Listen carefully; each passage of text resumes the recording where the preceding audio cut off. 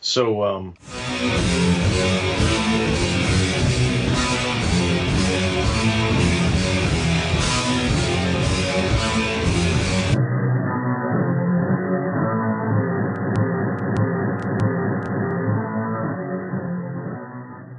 I was trying to find like stuff, but I don't think I did a good job because I thought I was going to find more than I found. So, and I think at some point I just kind of gave up because I was like, I was like sitting there going, I swear there was more promotional stuff about these kind of stories, but you know, for me I'm just operating on, you know, member berries and nostalgia bullshit with you with this because that's why I was like, you did find some stuff though, so that's cool. I dug up a few things as well. Mostly, my main resource when it comes to that sort of thing is Amazing Heroes, because not only do I have a lot of those personally since I was very fond of that magazine, but also you've got them online through various outlets as well. Yeah. So just pouring through there and finding little blurbs here and there and little bits of information. What I did is while I was looking through the stuff, I basically record something solo that I can just drop in as a little like factoid in the midst of things. So there's some stuff about the production and all that kind of good stuff.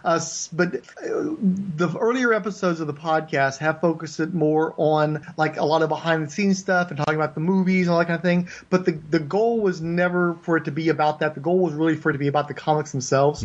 I'm very much on guard about mission creep. I tried to do the Dawn of the Dead podcast, and I'm desperately want to get back to that, especially because, God willing, I'm still struggling with whether or not this is going to happen or not. Because there's a Texas Frightmare weekend is coming up in September, and they've been deferring that since I think May of last year. And you know, I'm fully vaccinated. In fact, with any luck, I'll have gotten my booster before the convention, but I'm still afraid because I've managed to go this long without getting sick. At the same time, I've been deferring this for a year and a half, and Ken Foree is going to be at that show, and Tom Savini is going to be at that show. And it's like, Ken Foree is not a young man, and I keep thinking, you know, if this guy got sick and died, and I didn't meet him when I had the chance, because I talked about it in one of the previous podcasts. Thank God I got to meet Bill Paxton before he passed, because that was I don't really do the whole, I don't do signatures. I don't usually go up and do the celebrity things. I certainly don't typically pay to do the celebrity things,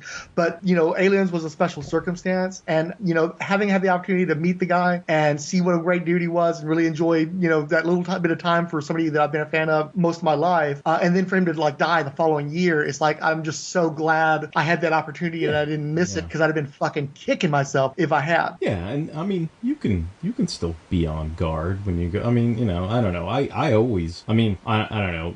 Maybe my methodology is a little whack, but I mean, I was always, like, even as far back as the first Heroes Con we all went to, I had my crazy methodology because I hated con funk and all that bullshit that it would always come up. So, I mean, I was always, like, Listerine and self-medicating and gargling. I usually have Binaco on me and or and stuff like that. All that kind of stuff. Just not because I am sick, but just because, like, I'm like, dude, this is like, I'm anticipating that something's going to try to sneak its way in, and I'm just gonna, you know, freaking block that shit before it even comes to the front door. You know, like, that was always my attitude about it, because I always hated when you would, you know, get that whole con funk thing or whatever it was, you know. So it was like that I never liked that. So yeah. Well, you reminded me too. You'd think I'd have kicked myself over this, but Mac and Fix It, when Stan Lee was in town, they went up and talked to him briefly, and he didn't do handshakes anymore because, again, he was afraid of getting sick. He was quite an old guy by that point, so he just did fist bumps, which was a smart thing, and obviously he was ahead of his time, because now we're all doing like the little elbow things if we touch each other at all. So obviously both you and Stan have a better game plan than the rest of us. But for some reason, I didn't feel the need to meet Stan, and I'm a guy who'll defend Stan against a lot of people that attack him. But at the same time, there was a part of me that just was like, I don't know that I want to go there, you know? And I'm not really sorry that I missed him, you know, which is weird, I know. But it's weird who I was concerned about, who I wasn't concerned about. But I'm not sorry that I missed Stan, although I before he died, he was going to do a show in, I think, like New Orleans or something. And I'd seriously considered going to that show because I'd gotten a bunch of questions together that I was going to try to ask him about the romance comics, like the Patsy Walker and shit, stuff that nobody ever asked him, and I wanted to know. So I was like, okay, I finally have a reason to talk to Stan Lee, because there's no way these questions are ever going to get answered otherwise. And of course, knowing Stan, he would have probably not remembered a damn thing, and just said, "Oh gosh darn, true believer, I can't, it slipped my mind," or just bullshit me. But unfortunately, he ended up passing before then. But it was fine just being in the outer orbit and seeing my friends do it and see how happy they were to do it. So well, it was such, for me, like I did the Stanley thing, but it was such a wham bam, thank you ma'am like thing. Like there wasn't anything to it. It was, I mean, mainly I stood in line forever and then took a picture that lasted all of like 10 seconds. But I mean, I've got it. Like, so that's that. It's like that's what it was about, really. I mean, right. I did get Shatner's autograph at the same thing, and then that was nice just because it was a little longer. You know what I mean? And he was super like professional. I thought he was cool because there was a kid that was, I don't even know how to describe it, but basically it was like it wasn't like he was in a bubble, but it was like he was in a wheelchair bubble or something like that. And like you could see Shatner saw the kid like 5 people ahead, in front, like and totally prepped himself for when the kid arrived and everything, and he was like super sweet, super nice, and like it was like it didn't even faze him. Like he was just super duper like professional and everything. And I know even my first impression was when I saw the kid. Like you have that moment where you're just like, holy fuck, you know what I mean? Like where you're like, you're registering that moment, and it's like he registered that moment like 5 people before the kid ever got up to him, and he totally was like super composed like when the kid came up and was like super nice. And anyway, I thought he was like super cool, but that was like my favorite thing about that. But the I don't know, but the waiting, that last show, that was tragic, because we used to have a really good comic based show in San Jose, but they pissed all that away. But coincidentally, I'm supposed to, again, same as you, like knock on wood, right? But at the end of the month, so if things go according to plan, next weekend I should be at a show in San Jose that was made by the same guys that made that show that I was just lamenting that kind of got trashed into like some Silicon Valley nonsense or whatever. Yep. And so it's kind of run by those same guys, and there's supposed to be like a shit ton of artists there. So I did set up something to hopefully get something from Liam Sharp when I go down there, and then there's like a bunch of other people that hopefully I don't know, I can get like autographs and see what's going on. But that was, and since it's in San Jose, it's only like, I don't know, like 30 minutes away, so I don't feel as like mental about it or whatever. It's like I figure, okay, well, I'll give it a shot. Like you said, I'm vaccinated. Like I'll go down there and see how it goes, and hopefully it's it's a fun thing, and I actually get to like get out and do some things or whatever. But that's kind of like my game plan. But I mean, mostly it's been the same shit.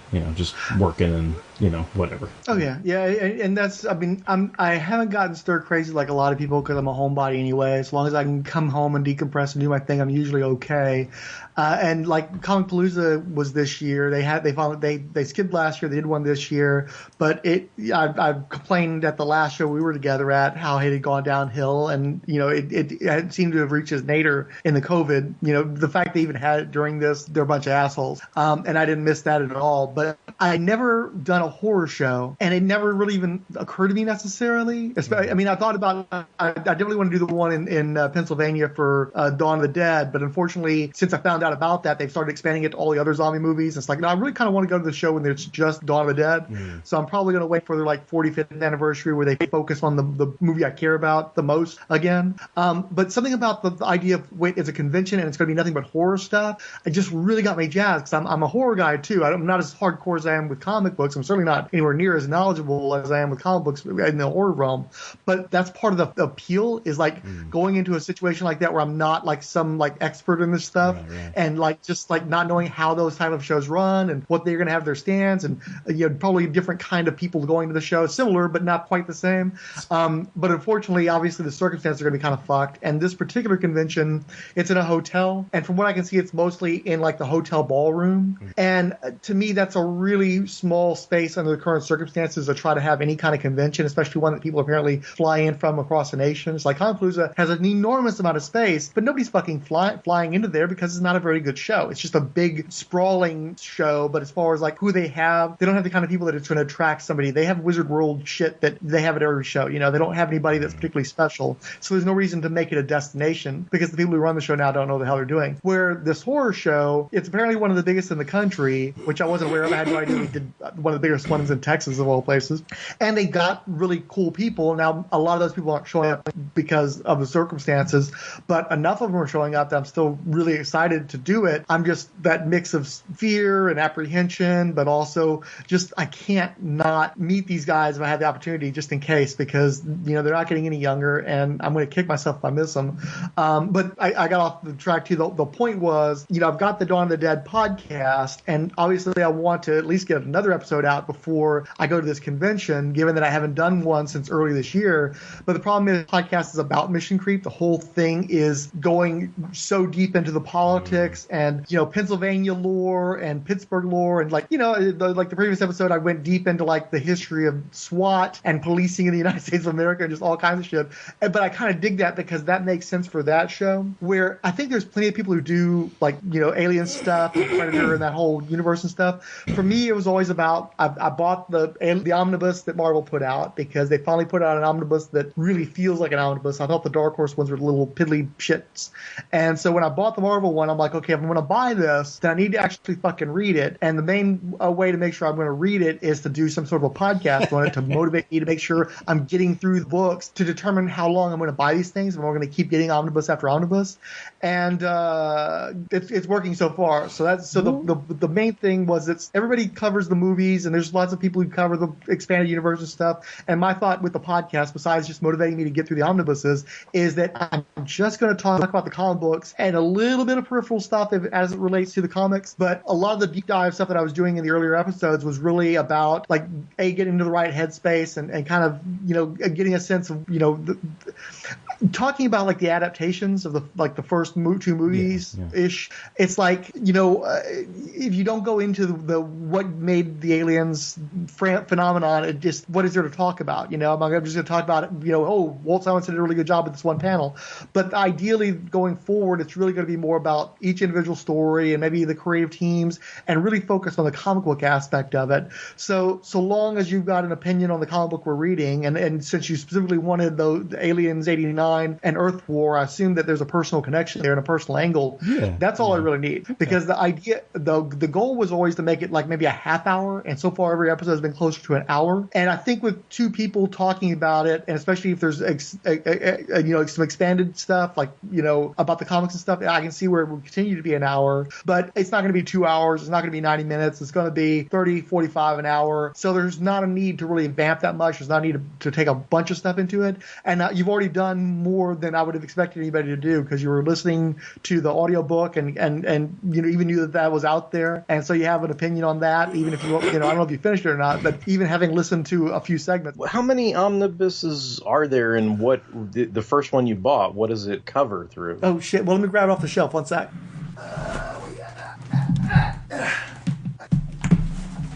Okay, so, and that's another thing too, these are not inexpensive. This was a $125 omnibus. Yeah, no, I know a lot of these are expensive. I mean, I have to say, like, for me, like, I think I've limited myself. Like, the one thing I'm sort of vapidly collecting is every once in a while I'll pick up one of those DC Absolutes or whatever if I actually like the content of it. So, like, I was kind of looking forward to, like, you know, they're going to have the George Perez Wonder Woman and some more Swamp Thing and stuff like that coming up, and another Jack Kirby Fourth World thing. So like those I'm all kind of looking forward to. So whenever those come out, and I'll probably spend the 100 or 125 or whatever it is, but I haven't really gone in on any omnibuy. That sounds ridiculous, right? Isn't an omnibus just an omnibus? But whatever. I think, because there was actually like an online debate about this, I think that the technical term is omnibuses, but I like omnibuy, you know, so I'm yeah, I was just like, whatever you call it. But yeah. I always had a, you know, I questioned the value of omnibuses or omnibuy, whatever. I didn't want to spend the money on it, especially because there were a number of years where they were doing them when Marvel had a particularly shit discount. And And of course, there were a lot of years there where Marvel's trades were just way overpriced with shitty discounts. So I just wouldn't buy their stuff. It was just part of my, broad general Marvel boycott. But what happened, as I finally got good quality bookshelves, I've had bookshelves for years, but for the longest time I had the shitty department store ones that couldn't hold for shit. So, you couldn't put anything of any kind of weight on it, and you could really only put it on the lower shelves. And I finally went out and I bought good quality bookshelves. So I can put these big fat fuckers up on a high shelf and they're okay. They're not going to fall apart on me. They're not going to bow and stuff. But also they just started collecting stuff that I would want to have in that format. Like I got both the deluxe edition Marvel Universe and the Who's Who omnibuses, because that's exactly the format I'd want for a reference book like that. And they're glorious, by the way. Highly recommend them.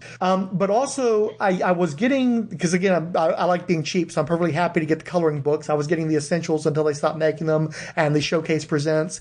And then when they switched to the Epic editions, I was like, fuck you. I want my black and white ones again. I want my cheap ones again.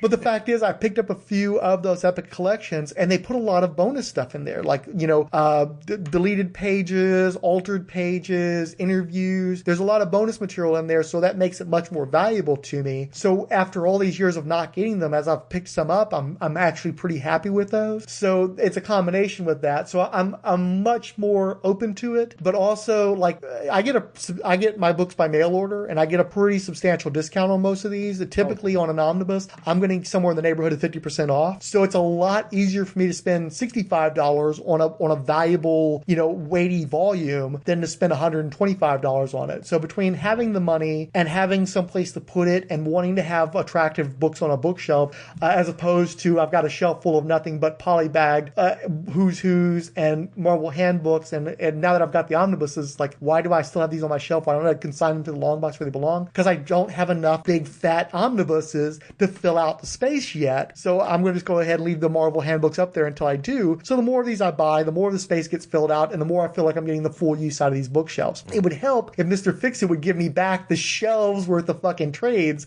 that he's been hoarding for years. It's like, oh, you can hold on to my entire set of Grendel omnibuses, the 6 volumes, and I'll get them back from you maybe in the next decade, So, yeah. So anyway, so the volume collects Aliens, first series, second series, Earth War, Genocide, Hive, Tribe, Newt's Tale, the Alien 3 adaptation, the Space Marines mini comics that came with the action figures. Okay. Dark Horse presents stories from issues 24, 42 through 43 and 56. The Dark Horse presents 5th anniversary special, and Dark Horse Insider number 14 through 27. So besides the fact that this is a substantial volume that is a quality presentation one of the things I hated with the Dark Horse omnibuses is they gave them that stupid smaller manga format for books that were published to be in the American style dimensions, and I resented that shrinking of the artwork and them just being very dinky in general.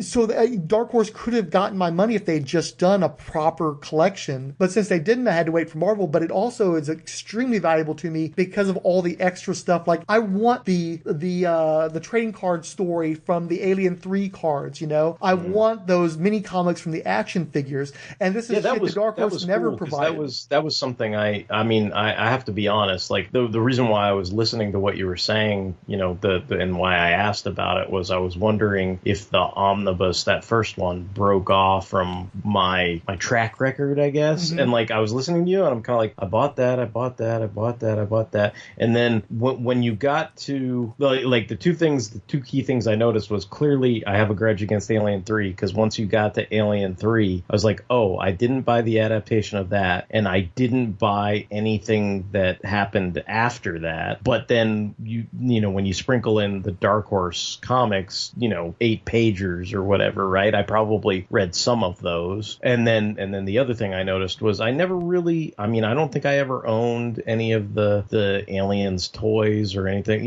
like not that I'm not a toy collector or never have been or whatever. Like obviously that's completely false, but I guess that hit at a moment where if I was buying toys, it wasn't the Alien toys, or it may have hit at a point where I was like, oh, I'm not buying toys because I'm trying to be like, an adult teenager or some, you know what I mean? Like some shit like that, right? Where you're like in denial about whatever, right? And you're just kind of like, oh, I don't buy that shit no more, and that kind of thing. So I was like, oh, so when you did that show, show, like I thought that was cool because that was something I never really experienced, right? Like that whether I knew it by osmosis or not, the whole notion of there being, a potential, animated series and the comics that came with the toys and all that. I don't think I was familiar with any of that. So I was like, oh, that's cool that they put all that stuff in the omnibus. And the second volume does the same shit where they've got, I think they collect stories from the British Aliens magazine that weren't ever printed here in the States. Oh, and they might even have one that was never finished in the British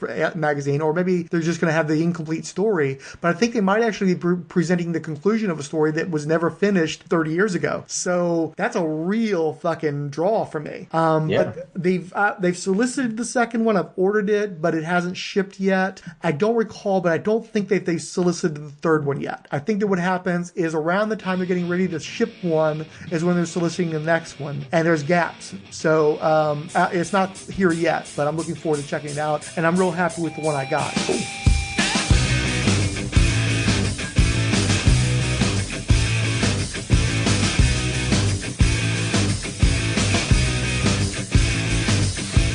That's one of those things like where you get into that whole, they try to recolorize, comic books, and it's like that weird feeling you have. I don't know if you've looked at this or not, but like the Absolute Swamp Thing editions I have, like they recolor like the whole book, and it's just like it's weird because people make these decisions, and it's something hard to talk about, but it's like you look at a page that was on newsprint where they colored things in, blues and greens and maybe Swamp Thing's eyes were fiery red or something like that. But then you go to like the Absolute edition and it's like this kind of like, obviously the color process is better, but it's like they make these decisions where they're like, all right, now the entire background is red, or, I don't know, like with the Killing Joke, it's like, oh, now Batman doesn't have the yellow oval and there aren't all these garish purple fuchsia, I don't know, spotlights in the county fair that the Joker's made his hideout or whatever. Now it's all gloomy and dark and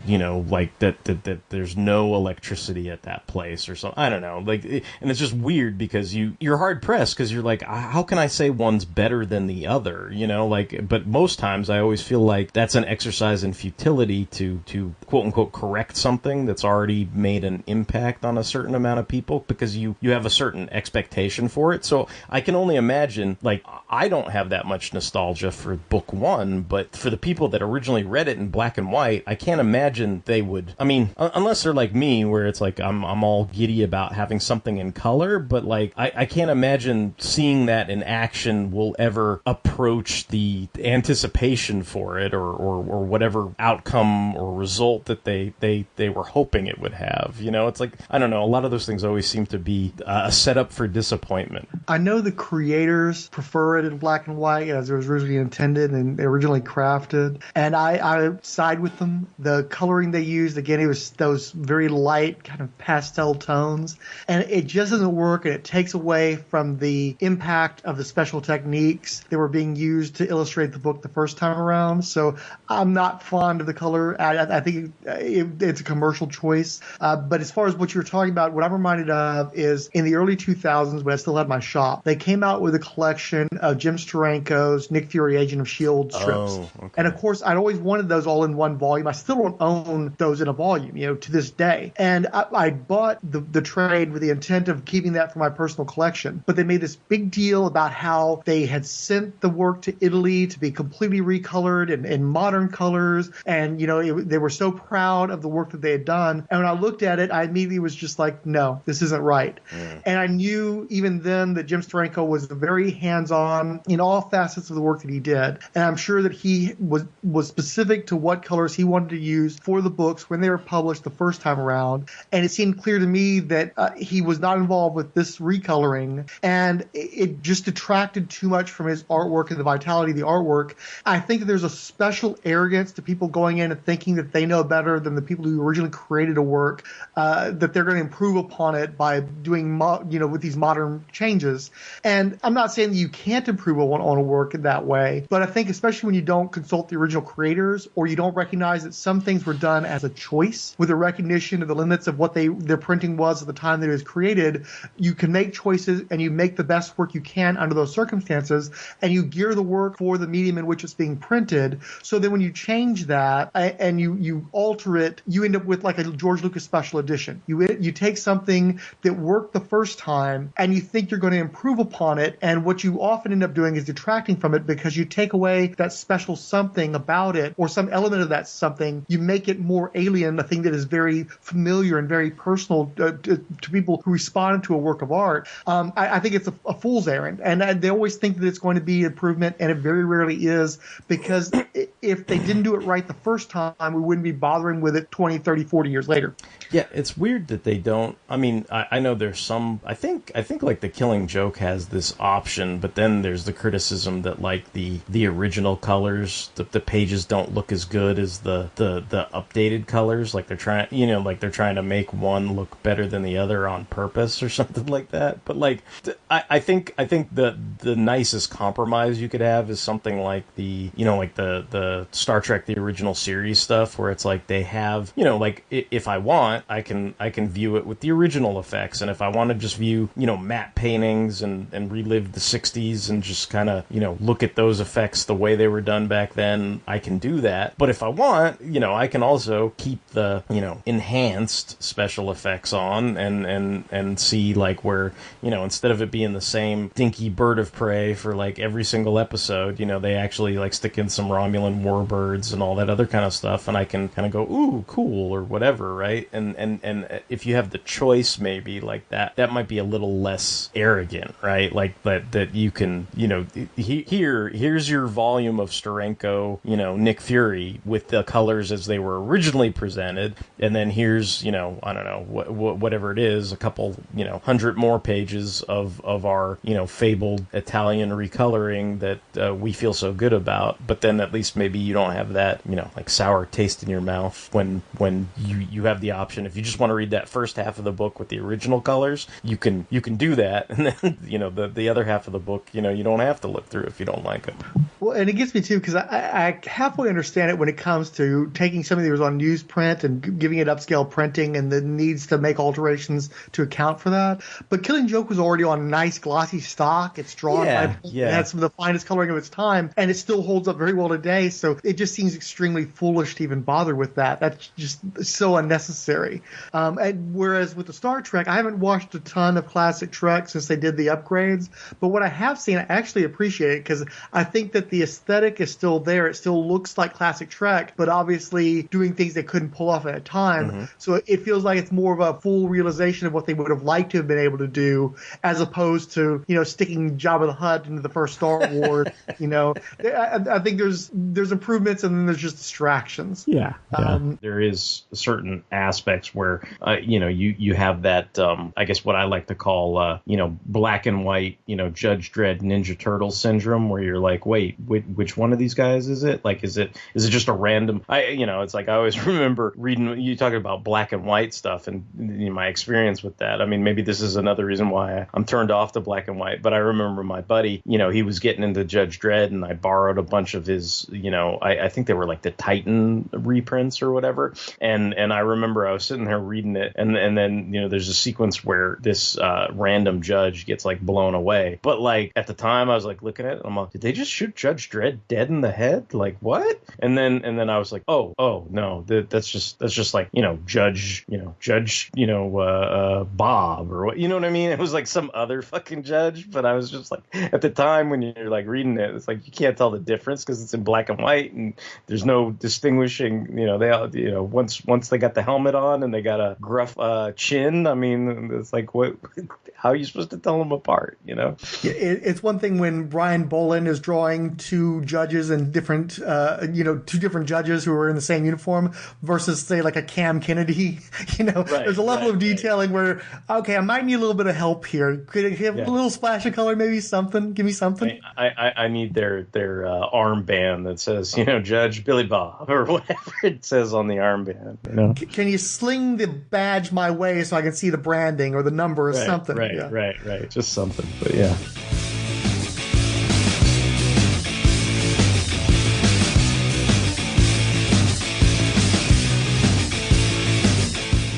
basically I'm not Mr. fucking Starship Expert or whatever when it comes to Star Trek, but like, you know, and they know that about me too, because it's like, I think the other night they're like, okay, now Derek's gonna fucking zone out because we're about to talk about wrestling and different fucking starships or whatever, you know. It's like I listen to them and I pay attention to it, but it's just like, you know, so some of that stuff is just not my, you know, kind of like what you were saying, like with the horror thing. It's like some stuff, it's new to you, right? So some of it's fascinating, but it's definitely not your wheelhouse. So you're not about to jump in there and be like, this is my expert opinion about some shit I know nothing about, you know, like, or whatever. Yeah, and the truth is, I'm happy for the folks to get into those particulars. And obviously, when it comes particularly to superhero comics and stuff, I can get into those particulars. But like you said, as long as they've got a phaser and it looks like a phaser, I'm cool. As long as the Enterprise is okay, whatever other ships you want to throw against it, I'm not going to fight you on it too much. I do think of Romulan bird of prey should look like one, or Klingon bird of prey. See, there you go, right there. I just outed myself right there. So. No, but that's one of those things. Like, I'm fine with that, but you know, when they get talking, it's not Klingon bird of prey and Romulan bird of prey. No, it's like, did you see the Klingon NX whatever and all this other stuff? And I'm just kind of sitting there going, dude, is it blue? Does it look like a whatever? Like, I'm fine with it, you know. Like, but it's like sometimes there's some of that stuff where it's like the minutia for me. It's like that's probably, you know, like you said, with comic book stuff, I get into the minutia and love it all, but like some stuff, it's like I tend to, you know, my face goes blank and I tend to zone out about whatever it is, or I only know, you know, I only know the bare minimum, you know, modicum to keep up with it, you know. Well, I mean, it's like the Star Wars, you know. I was the perfect age, you know, saw all the movies theatrically, had all, you know, some of the first assortments of the action figures, so of course you have that familiarity that you get from, you know, seeing the characters in plastic with their name on the package, that kind of stuff. But it wasn't until I played the collectible card game in the late 90s that a lot of that stuff meant anything to me. I couldn't have told you who Jack Porkins was. I didn't know who Wedge Antilles was. Even having grown up around all that Star Wars stuff, and even having that quality of minutia from like a Hammerhead action figure, I had no idea of how deep just the first trilogy went, because a lot of those characters, if they weren't Han, Luke, and Leia, I just didn't give a shit. And when you're playing the card game, you're building decks and stuff, that is given relevance to you as a more casual fan, in my case. And then for a little while there, while I was playing the game, I got really into Star Wars again, and then I got out of playing the game when the guy I was playing with and I wasn't at the job I was at anymore, and we didn't hang out after I wasn't at that job anymore, and now those boxes are up in the attic and have been for a long time now. As long as we've had that attic, they've been up there. And I've forgotten most of that information. So it's like, when it was relevant to me, I got, you know, educated, but I'm not enough a fan to retain all that stuff. And I'm never going to be the guy who knows where the you know, the drive is and where the phasers are and where the photon torpedoes are at, that kind of bullshit. Just the fact that I'm going back and forth between Star Wars and Star Trek should tell you. It's like, I just don't care. I'm not an engineer. That was never my idea. For me, it's got to be about the characters and the plots and some of the finer details I don't really give a shit about. As we discussed, a part of it is also seeing it years and years removed from their time period. Like you said, if I'd been there when the giant green rabbit was introduced into Star Wars, then I might have been more like, oh, getting more excited when he shows up. But from a remove, it's like, what the fuck is a giant green rabbit doing in Star Wars? You know, I'm happy for you guys that are excited for it, but I'm with Lucas, like, what the fuck is this even doing here? I remember what you make me think of is the reason why I would know all the names and things, especially for Star Wars shit, is because of the toys, right? Like, I would buy like the toys or want to buy the toys, and you'd get, you know, that's how you would know all the names of all the stuff. And then or even the spaceships or whatever, right? Because it was a toy or it was a micro machine or a, you know, I don't know what, you know, I don't know, a plush doll or whatever the hell it was. And like the way, you know, where I completely like just like went completely off and went, fuck this franchise, like I don't care about it anymore, is like basically you can quiz me on the original trilogy and I'll probably do pretty good, right? Like I'll probably know fucking people's names and stuff and be like, yes, Walrus Man is Ponda Baba, like I know all this goofy ass shit, right? But then I think the minute you get into like prequel stuff and especially like I think it's, you know, prequel stuff and any of the sequels, you know, like it's like I'm kind of where you're that with the whole, like, okay, yeah, I know some of the main characters' names, you know, I know the Han, Luke, Leia characters, but like after that, it's like if somebody were to tell me, oh, you don't know, you know, Bliggity Bleeze, who's from the, you know, I don't know, Separatist Federation of whatever's, like, I'd be like, no. I'm like, I never owned the toy. I don't know what it is. Like, you know what I mean? Like, so it's like, that's kind of that key moment where it's like, that's where I kind of go out to lunch with some of those things. So I mean, I kind of get it, right? Like, cause if you're that far distanced and removed from it, and like you said, it has no emotional truth or weight, right? Like then it makes complete sense to me, you know? Well, and I remember Rob. I think I don't know if it was Film and Water or just maybe, you know, one of the other shows, but he was talking about specifically Indiana Jones and how can he call himself an Indiana Jones fan if he only likes a couple of the movies. Right. In his case, he was talking about Raiders and Last Crusade, and I'm in the same boat, except for me, it's Raiders and Temple of Doom. I don't care for anything that came after that. And I think what it comes down to is, are you grown? If you're grown, you don't have anything to prove to anybody. So, like, you know, I listen to folks who are not comic book fans and they watch the MCU movies and they just watch the ones they want to watch, and they're not going to get suckered into watching all this extra shit that they don't care about. You know, like, why am I going to watch a mediocre TV series that's going to lead into a mediocre movie? You know, why would I waste 8 hours of my life, 10 hours of my life? If it's something I want to see, I'll see it, and I'm not going to worry about missing anything, because you don't have that false scarcity, that need for inclusion and all that kind of shit. Now, because we do the podcast, I still end up watching most of the Marvel stuff, even though at one point I thought I was going to be able to jump off of it a little bit, but that hasn't happened yet, in part, again, because I know the guys are still following it, and I know there's podcasts that, you know, to be produced that people, you know, have some interest in hearing what we have to say about this stuff. But you know, the great thing about like something like an Indiana Jones is I can just say I only watched the first two. They'll try to sell me the box set of the 4 movies, and I know there are plenty of people that will rebel against the 4 movies, but there are a number of them that are like, well, I just want my trilogy. I don't give a shit about the trilogy, so I bought the first 2 on DVD from like a Blockbuster back when those existed, you know, or a Hollywood or some shit like that, because I just wanted those first 2. With Star Wars, you know, I just don't really enjoy Star Wars in general anymore.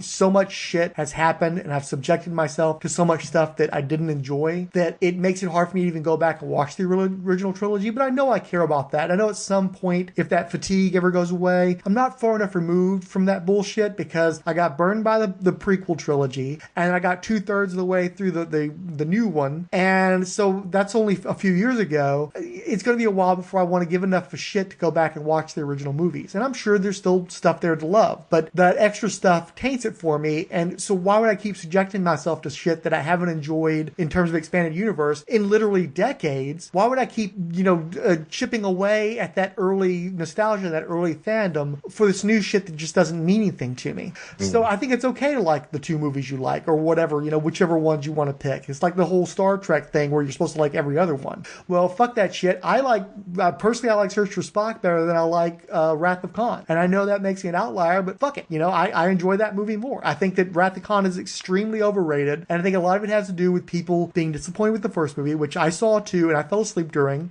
I saw the first 4 movies theatrically, so it's not like I have a different experience from those people. It's just that I liked Wrath of Khan okay, but I didn't revere it, and it didn't have the impact for me that of Spock dying that it had for a lot of other people.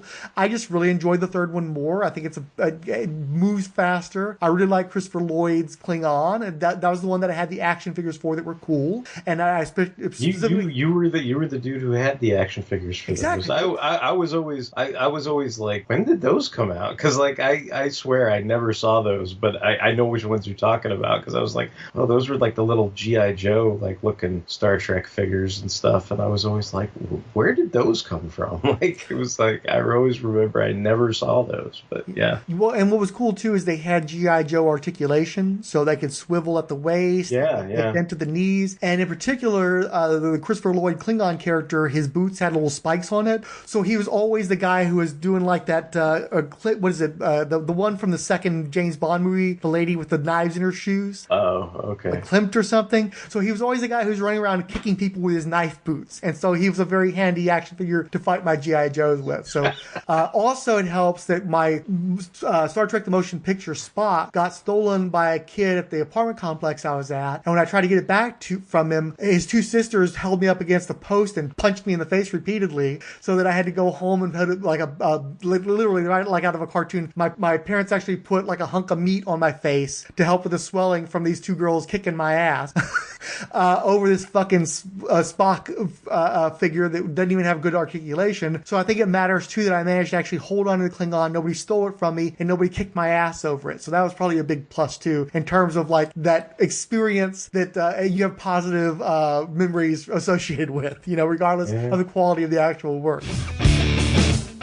The stuff I can think of mostly, like where I actually like keyed in on them and kind of enjoyed them, were like a lot of the Marvel magazines, I think, but that was, I don't know, there was kind of far and few in between. Like I was definitely like, even though like I know you said like, and I appreciate what you're saying, like, right, it was the first time they tried to do a color book and the process was not all there, but it's weird, like some of that stuff too, like it's weird how like a fucked up color process you could still have like member berries over, because it's like innovation. Like innovation comics suck, right? Like I mean, I don't mean to be like an asshole about it, but like innovation, like the process of it and the way the final product looked. Like I get technically that you could throw shade even on like this Aliens book 2, right? Like to me, in some sense, they're kind of equivalent, because I feel like I have the same member berries over them, right? But it's like it's that weird thing of when like you really like have nostalgia for something or love something, like it's almost like you sit there and like it's like one of those things where I think we were talking about a Transformers episode not too long ago,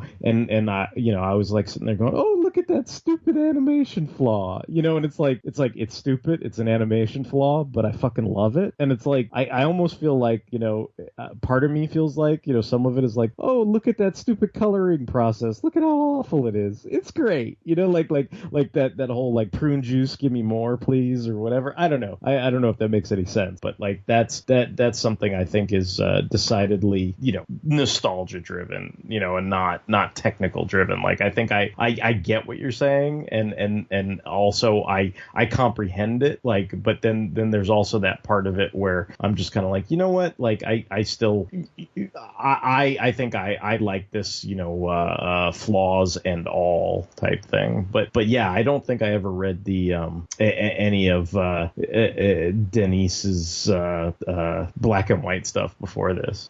I just want to throw in too is I agree with you that innovation was objectively not that great, but it was my first exposure to Bart Sears and Ron Lim, and so I have affection for those books because that was a flashy style of artwork before the Image guys. That was the first time in a mainstream superhero type book where I saw the nipples on the girls, and I was like, so like, woo, it just seemed extra cool, and I like that art style.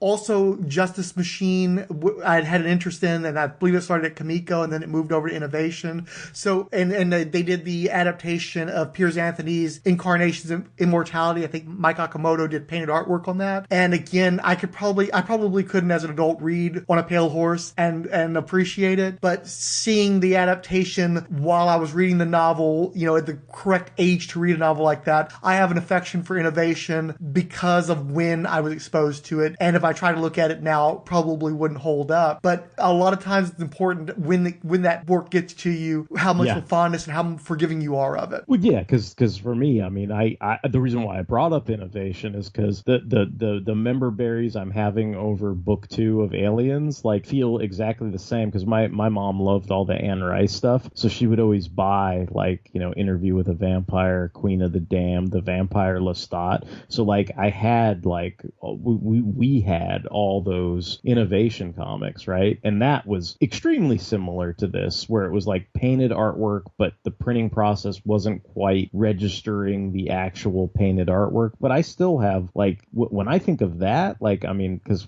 my mom's associated with it too, like total like nostalgia, good feels, like whatever, regardless of how well technically executed the coloring process was. So I guess the reason why I bring that up is I almost feel, probably not as much, because I don't have the mom association with Aliens Book 2 that I do with the Vampire Lestat stuff, but the process is similar, and so I can, I guess that's because I can separate the technical from, or maybe I can't separate technical from the nostalgia, right? Like the nostalgia trumps any technical, shortcomings, I guess.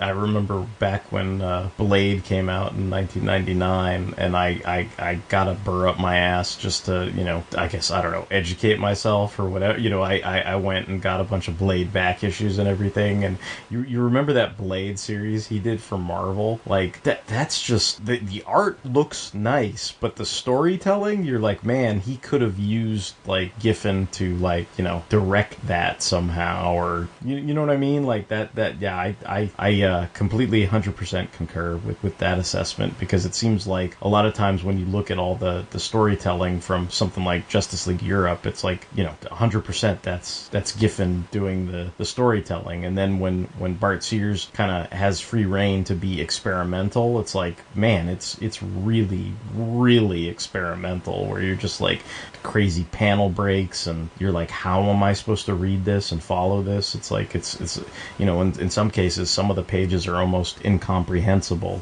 like to me at least.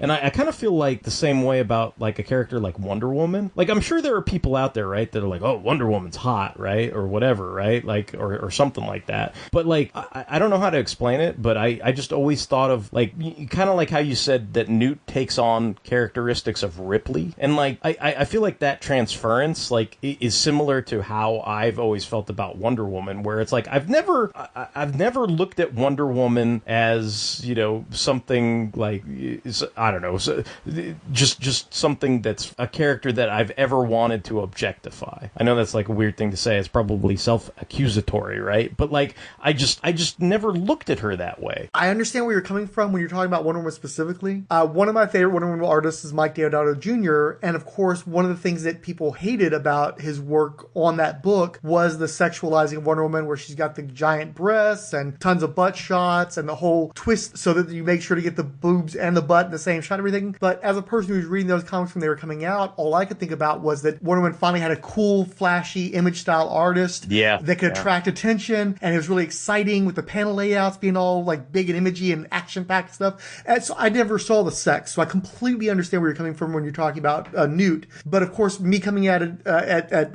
a much later age, it's so clear that they are intentionally sexualizing her. She's just drawn in, splay legged and everything, dressed like Ripley at the end of the first movie, which is definitely something that I recognize as being a sexual moment from the first film. John Byrne. That was such a weird time, because I definitely got the sense of him just being bored with it all and just like doing a bunch of random shit. I think there was a lot of frustration too, because I think he really thought the X-Men was going to be his Fantastic Four and his opportunity to like unleash something that was going to be the series that would sustain him going forward and be his, his cash cow and his main creative endeavor. And then when that didn't happen, I don't think he ever quite recovered from that, and he just started doing a bunch of random shit. And then I think he lost so much ground in the industry that he like tried to go back and do the Marvel thing, and by that point he just wasn't commercially viable anymore. So that was a really weird time, and I felt like a little bit of self-sabotage to some degree, or maybe just a recognition that he didn't have the audience he once had, and sort of like floundering, it seemed like. Well, some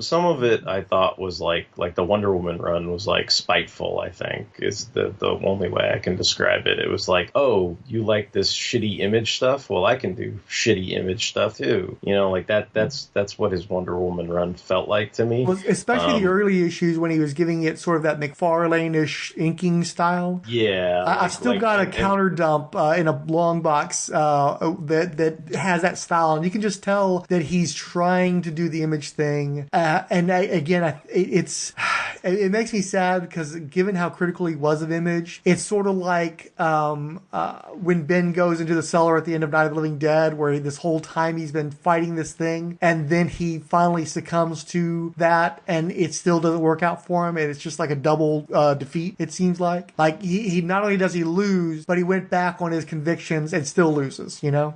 You know what's funny, though? I never saw it as him going back on anything. I always felt like it was the whole, I bite my thumb at you, sir thing, like, where it was like, he's going, oh, these guys became multimillionaires doing this? Well, I'm not even trying, and I can do what they do, and you should, somehow love me for it. But it's like, but the only thing that didn't work out was, like, that last part, right? Like, because it's like, to me, I'm like, oh, yeah, it's a super Image thing to do to only draw, like, 2 stars on Wonder Woman's, like, underwear, right? Like, but, like, did that make him any fans? Like, no. Like, like that kind of thing. But, what's funny? I was thinking about what you're saying, though. Like, for me, like, I followed a lot of stuff, but, like, I mean, he definitely lost his way after the response to X-Men. I think the only thing that I really, like, I mean, I'll go to bat for, but I know you think they're all boring lamos or whatever, but, like, I love the OG X-Men. So when he did that, Hidden Years thing, like that, I was all over and followed that, like, faithfully, where I bought, like, all the issues as they were coming out or whatever. I mean, I did love the concept of it, that they're going to go in there and fill out the issues that were reprint only. That's such a nerdy thing to do, but I'm so down for it. It reminds me of when Michel Fife finished off A Blood Strike of all things. Oh, yeah. That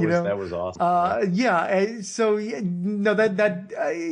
It's not a book I would ever read, and in part because I never gave a shit about the original X-Men. But I love that it exists, and I'm sorry he didn't get to finish it all the way up to giant size like he wanted to do. Yeah. But as far as Spider-Man Year One, fuck that shit. Yeah, fuck that shit.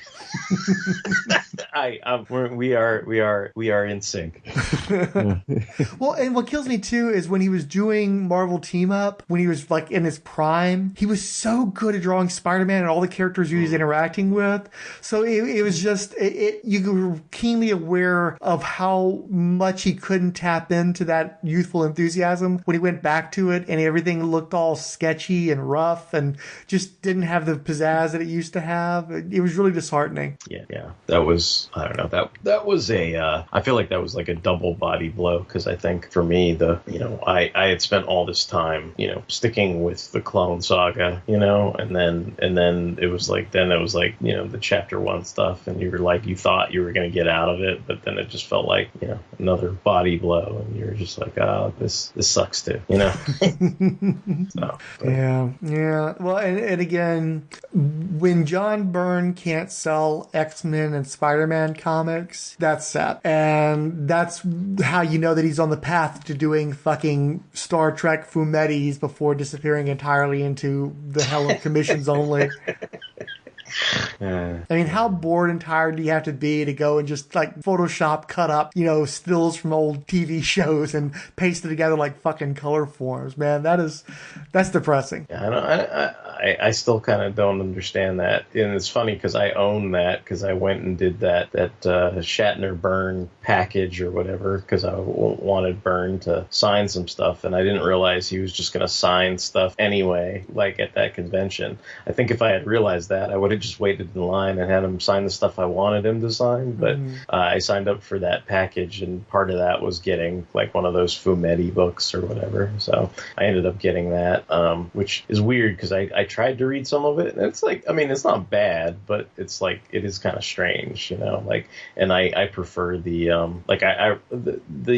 you probably haven't read this, or maybe you know of it or whatever, but the Leonard McCoy Frontier Doctor that he did, like, that's all, pencils, inks, written by him or whatever, and like that's actually pretty good. Like, so, but I didn't read it, but I'm vaguely aware of it because I'm a McCoy fan. So I think I at least paused over that. But but I just couldn't make the leap. And also, I still have a strong aversion to $4 comic books, and I'm pretty sure that was in the $4 that was realm. probably in that that era. So that came out at a time where I just absolutely refused to do it, and I've still mostly have stuck with that. When DC did their hold the line at $2.99, I was right there with them, and once they broke that promise, I stopped buying DC books too. That was just my number. That's old man shaking his fist at the clouds, but something about paying $4 for a comic book, and it's not like I've rented a Redbox in years, but I'm pretty sure Redbox was still like $2.50. At the very least, they were $2 when they were trying to charge $4 for a comic book. It's like, okay, I can get a blockbuster motion picture that's going to run at minimum of 90 minutes, or I can buy a comic book that I'll read in 10 to 20 minutes. It's like I just refused.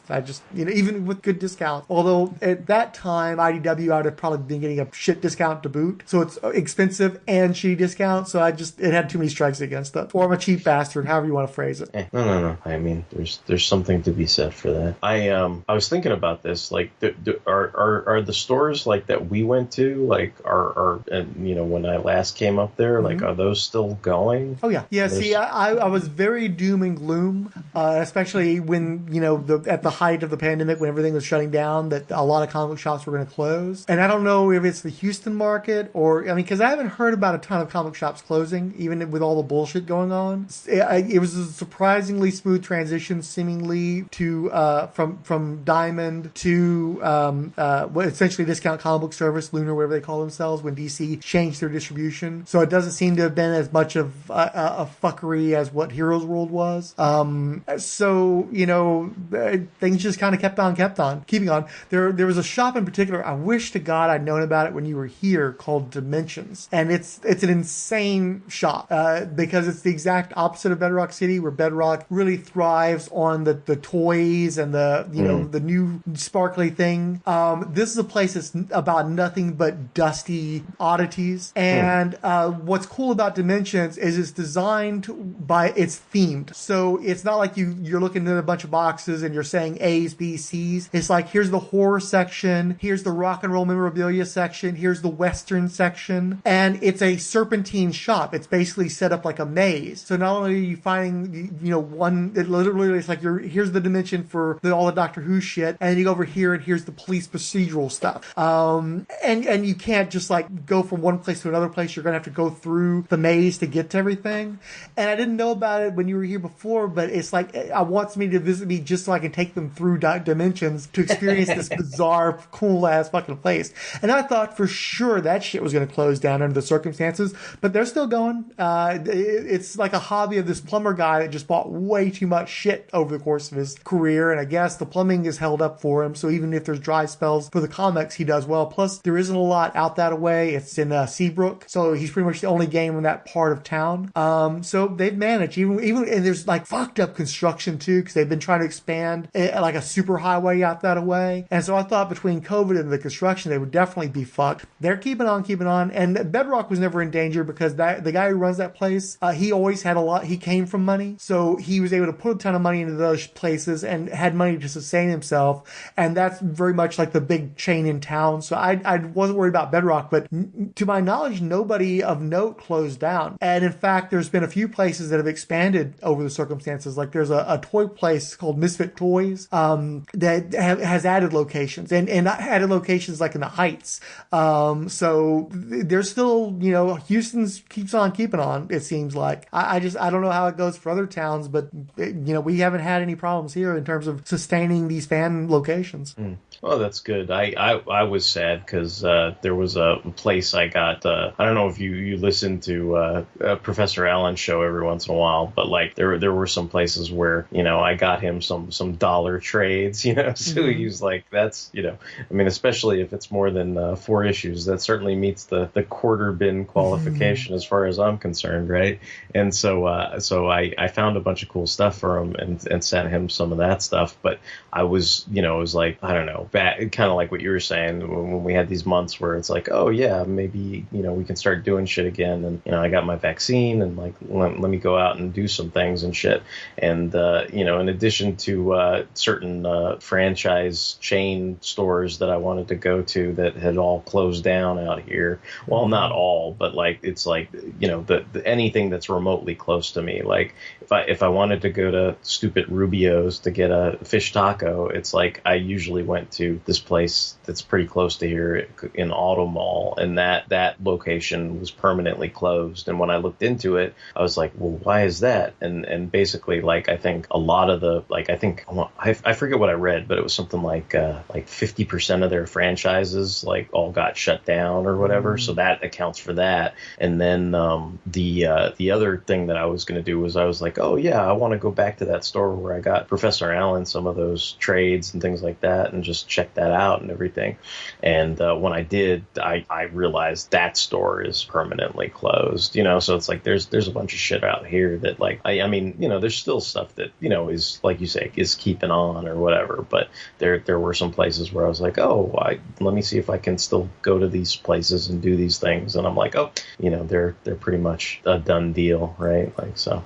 Well, the game plan should have been shut everything down short term, give us a chance to properly quarantine and minimize the spread of the virus until we can get a vaccine. Everybody gets the fucking vaccine, and then we're done with this. And if you look at other countries, that's the kind of stuff they did, and the most successful countries did that and have done great. And they completely reopened, and they're fine, right? But we're fucking America, and we couldn't do what we were supposed to do. And what I was seeing, especially when things were being shut down, is there was no government support in Texas. And so people that were already on the margins, I could see them selling shit out of their fucking cars. And they were already starting to put up like tent cities and parking lots and stuff. There was also a spike in crimes, particularly violent crimes in our area. I would literally see cop cars, busting people, and there were murders and shit. One of my coworkers'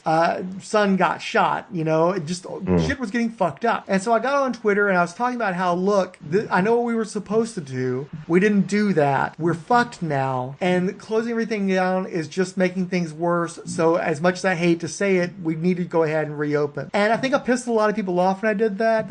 I definitely noticed there was like a bit more of a quiet or a pow around my Twitter and responses to me and stuff. And I'm pretty sure I pissed off a lot of folks that are more lefty like me. But the fact remains that ultimately, despite all of our attempts to not fuck everything up, things got fucked up. Texas opening up its economy earlier than everybody else seems to have potentially saved some businesses.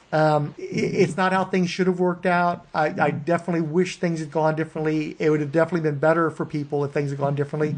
But because of the circumstances, ultimately, I think it was the right move because we don't have those kind of closures. The only things that come to mind is like Yaya Mary's, which is a really great Mediterranean restaurant off of San Felipe. They closed, but they're part of the Landry Corporation, who've managed to float this fairly well. They had their down periods, and they had their deferrals, and people were working for reduced wages and shit for a while there. But they came back, or they've come back reasonably well. And I've been hearing that they're supposed to reopen Yaya Mary's, as a for instance. There's a few chains that, smaller chains that closed that really I think we're going to survive anyway. Like there's M-Burger that I think they lost some locations, and there was some stuff that was moving into Texas that seemed like it slowed down or stopped. But generally speaking, most everything is kept running. I'm sure that people have died over that, and that fucking sucks. And obviously that's not what should have happened. But because of what did happen, it seems like it was financially, it was the right course. For the businesses, it was the right course. Because we didn't do things correctly, that was the best thing we could do because of the circumstances that were created by people who didn't know what they were supposed to do correctly. So, I don't like feeding into, right-wing narratives, but perhaps California got fucked because of some of the things they did that were right but didn't work out. Just like, there was a lot of talk about the psychological toll of all the isolation. And I know people who took their lives under this circumstance as a result. And so when I hear somebody like Trump talking about that, I know that he doesn't give a fuck about that. And he's just using it as a talking point to build himself up. That doesn't mean he's wrong, though. You know, shit did happen where people died not because of the COVID, but because of the impact of attempts to, you know, stymie the spread. And since so many of those efforts didn't work out, it ends up being kind of futile because you have this sacrifice that we all were making to try to do things the right way, and too many people didn't do things the right way, and it didn't work out. So you only can give so many points for a noble effort if shit gets fucked up anyway, you know? So I don't like it. I don't like handing a win to philosophical enemies, but I also have to have the objectivity to see, well, this was fucked, but at least it worked out in this way. You know, there is a half full glass ultimately in some respect. Yeah. I'm waiting for my milkshake, my $5 milkshake. $5 milkshake. Damn, that's a good milkshake. I don't know if it's $5, but it's pretty fucking good. Yeah, they're pretty much all $5 milkshakes now. Yeah, I mean, shit. There's $5. You'd fucking be lucky. Oh. Have you heard from anybody else like in our little circle recently or anything? Or well, okay. So here's the funny thing: is Shag had contacted me about the little guest appearance on the Wahaha podcast because he wanted me to cover one of the Power of the Atom tie-ins for JLI. Yeah. And so you know he likes record. I mean, I could have just like recorded something and sent it his way, but he wanted to get together for it. So I was like, cool. And so I'm talking with him, and we're again coming from two completely different places. One of the reasons the Marvel Handbook still exists, those recordings are there, and I have full intention to exploit them. But what happened is between the not enjoying the process of putting together a podcast as much as I thought I would, and not liking the prospect of continuing to try to gather recordings while working under COVID conditions and knowing that other people were either doing the same or they're out of work or they're, you know, all this. There's a bunch of shit going on in people's lives, and I don't want to be a thing that, you know, gets in their way. But also, there's a sense of like I was physically distancing myself from people and trying to protect myself and my household from infection and shit. And so psychologically, I kind of created a bubble around myself where I didn't want to talk to people. I just didn't want to deal with any of that shit. So I just put all that shit on hold and come back to it later on. And I was telling Shag that, and Shag was in the exact opposite direction because he was so isolated by the virus. He was trying to put together as many shows as he could to talk to as many people as possible, to connect to people and feel connected to people in the absence of being around them. And of course, he's the number one guy about finding a way to make an excuse to fly someplace or drive someplace and meet up with his, you know, nuclear subs and all that kind of shit. So him being the social butterfly that he is, he's out there more than ever, and I'm as even more removed than ever. So very rarely have I talked to anybody, and if I can just mail something in, I tend to mail it in part because I kept thinking about, well, what happens if I record with somebody and then I'm sitting on this material for a year and they die of COVID, and then their last, ghostly message from beyond is talking about Captain Marvel on the fucking handbook. It's like, I didn't want that on my conscience. I didn't want that to be, I don't think anybody wants their swan song to be on one of my fucking shows, you know. And also, as the social media climate has become more prosecutorial, and knowing that I have a bunch of podcasts where we curse and we'll have hot takes, I'm much more conscious of people whose names are out there being fucked over by association with me. So it's like something like Marvel Handbook. One of the good things about that is that by design, that's an all ages podcast. So if there's any cursing, I bleep that out. If there's anything too controversial, I'll edit that out. I'm protecting anybody who's associated with that podcast. When it comes back, that'll continue to be the case. And so I don't think anybody's going to get harmed by appearing on the Marvel Handbook. But obviously, a lot of our other shows, you know, there's fire there. There's potential, instances of somebody getting burned because of something I do. And I don't want that to be the case. I don't want to have any collateral damage. As it is, that's why I don't put my name out there, is because I don't want to be held accountable for my own bullshit, much less making somebody else accountable for my bullshit. So, like, on your show, you guys are maybe not as raw as us, but you curse and, you'll go to places. So I feel like you're enough on my wavelength to where I'm not going to drag you into some shit that you can't can't handle. Well, and it's not any shit that I haven't already dragged myself exactly. Whereas if I had this on a Marvel handbook and they're being nice and polite and their normal selves, and somewhere else in that podcast we say some fucked up shit that we're not supposed to be saying and their name is so associated with that, and somebody loses their job or some shit, that troubles me. So I'm just much more conscious of like for years I held off on having any of the shows because just because I there was certain things I wanted to be able to do, like I was going to make sure to get him in the Secret Wars episode, and then by the time it came time to do the Secret Wars episode, I was already afraid that a guy who we know what his job is, and he's very out there and his name's very out there, and I don't want to be responsible for fucking his shit up either.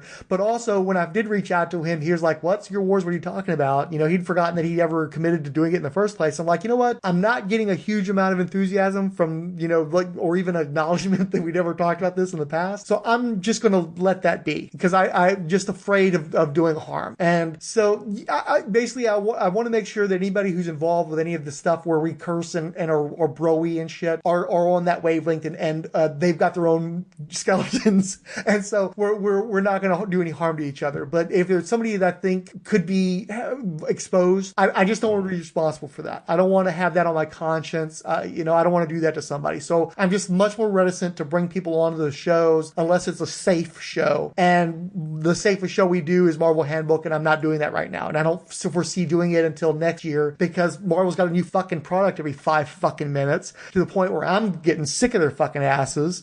But at the moment, there's a momentum for us to continue to cover that shit. So, I'm getting all the Marvel coverage I can stomach just keeping up with what's going on right now, especially this glut where they've pushed everything back and now they're trying to release everything all at the same time. Just trying to keep up with that shit's all the Marvel I can handle right now. No, that's fair enough. I mean, I was kind of surprised because I did get the sense that you were done with things after Endgame. So when some of those things started rolling out, my take on it was, oh well, it's been the COVID thing and the lockdown, and I imagined you guys just wanted to get together and enjoy each other's company, and if this was a way to do that, you use that as the opportunity, right? Like, but that was definitely like, for instance, with Black Widow, I had real reservations about seeing that movie. I did not intend to see it theatrically. I just did not feel it was safe at that time yet. Then Disney said, "Hey, we'll give it to you for $30." So it's like, fuck, I can watch it from the safety of my home, and the guys want to talk about it, so let's do that shit. Now, Shang-Chi's coming up, and they're insisting on releasing that theatrically. I guarantee you we won't be doing a podcast on the first week of release because there's no way I'm going into a movie theater on a weekend, period. It's just not going to happen. I made a special exception for the Suicide Squad because I was excited to see that, and because I managed to maneuver it so that I was in essentially a private screening or very near to it. There was a small enough number of people spaced far enough apart that I could handle it. But I know with something like Shang-Chi, it's not going to be like that because the Marvel people, they're just going to be more people. And that's not a movie I'm super enthused about anyway, and they're not offering it for streaming, so at best it's going to be a second week of release thing. But if the guys don't go out and see it, or if there's just a lack of enthusiasm, I don't want to be I don't want the one with the Asian representation to be the one that we don't cover. But if we don't cover it, we don't cover it. It's the circumstances are different with this one, and if Marvel's insisting on making people do unsafe shit so they can make more money, I kind of feel like fuck them then. Eat that shit. Well, that's the thing though. There's nothing. I mean, Jesus Christ. I mean, you guys have covered pretty much everything, in a fairly timely manner that has come out. But like, this is one of those things where it's like, I don't know. I haven't been in a movie theater, period, right? Like, since this whole thing started. Mm-hmm.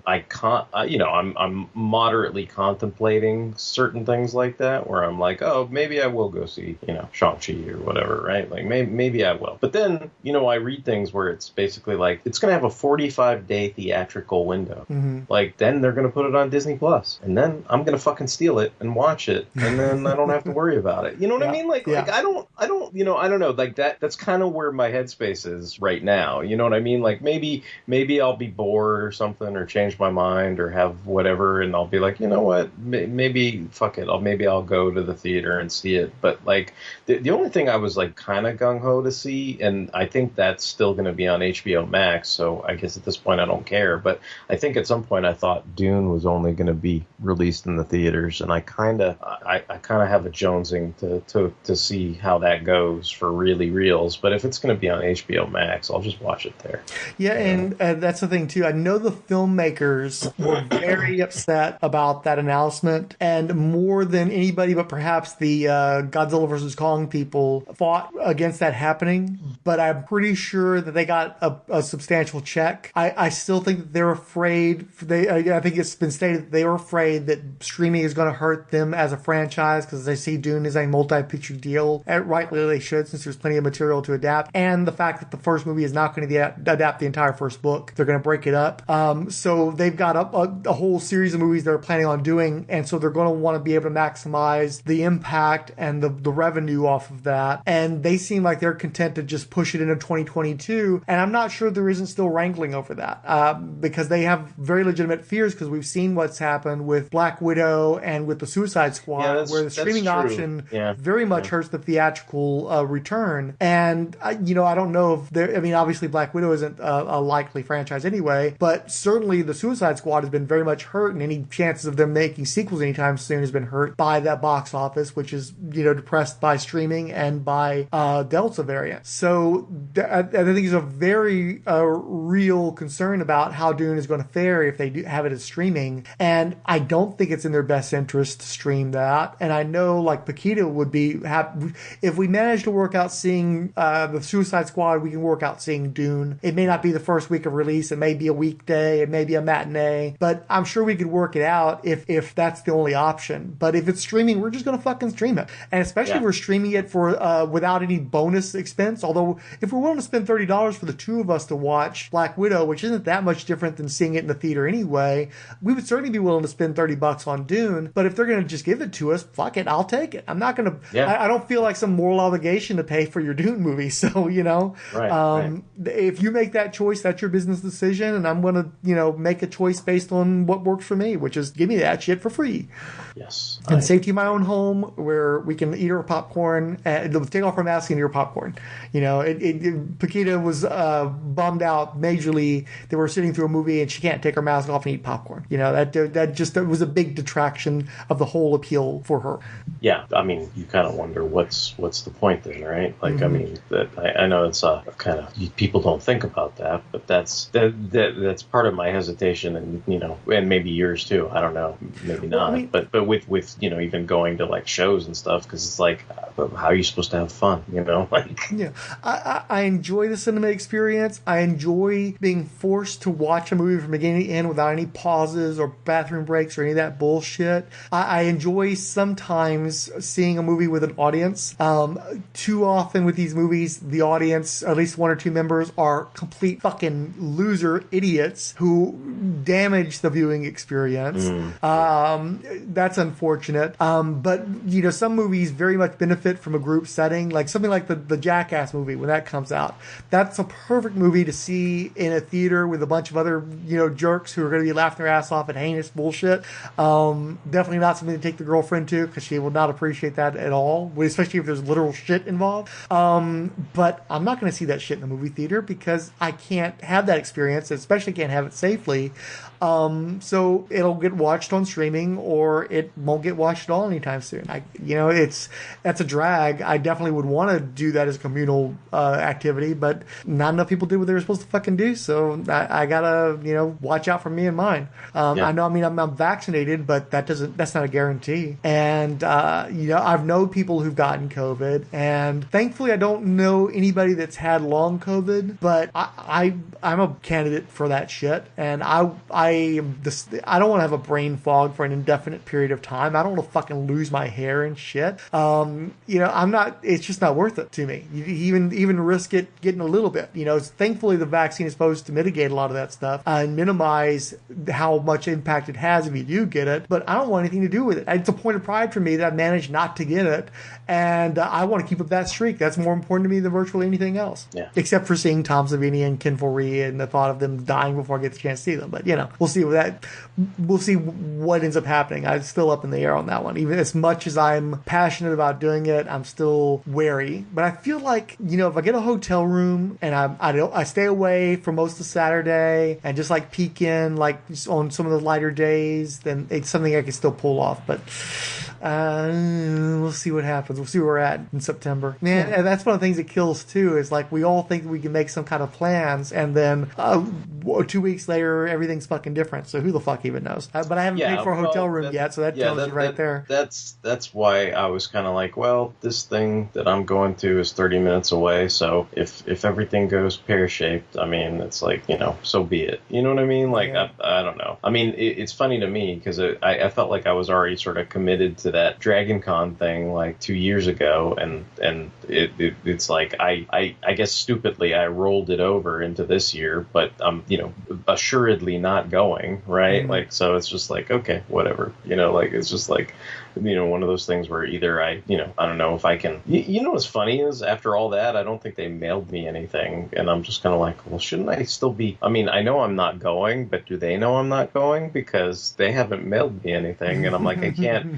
I'm like, maybe part of it in the back of my head, I'm like, I know I can't get a refund on it, but maybe I could, I don't know, sell it to somebody or transfer it or somebody that actually wants to use it. Mm-hmm. But I haven't heard anything about that, so I'm just kind of content to eat whatever money I spend on it and call it a day. But yeah, I mean, there's this thing I'm going to in San Jose. I guess, I mean, they've announced like the last I think it was the last con I went to. The last con I went to before this all started was in January, and it was in Stockton, and they're doing that again in like the middle of September. Like that was also announced.